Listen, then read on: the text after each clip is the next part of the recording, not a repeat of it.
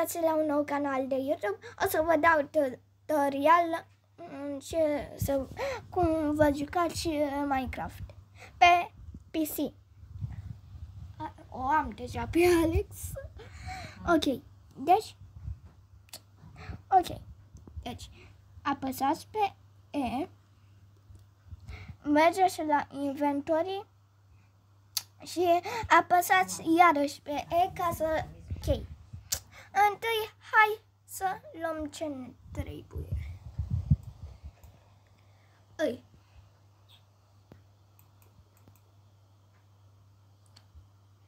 Dacă nu știți cum fac eu aici, întâi o să fac casa și pe urmă dau. Deci, ca să construiți, uite aici, și ca să,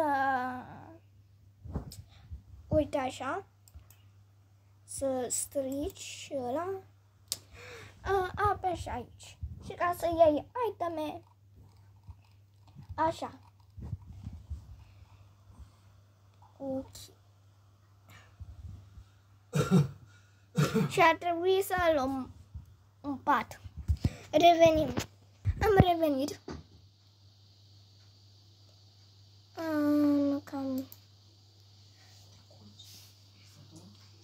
Ca să știți, apăsați pe ăsta și mergeți în față.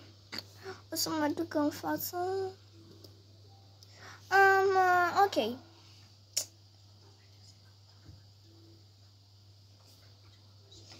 Ok, revenim. Trebuie să așteptăm până când e iarăși dimineața. Ok, deci iarăși revenim. O să mai vă dau un tutorial ce face ăsta. E tot ca mouse-ul, dar și miști camera. Uitați că e clar noapte.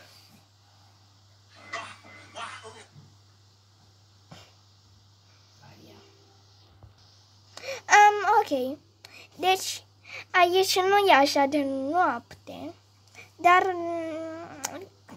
așa, cum vedeți voi. Dar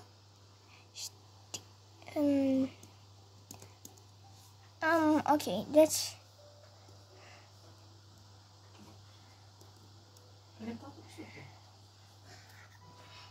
mulțumesc pentru 400.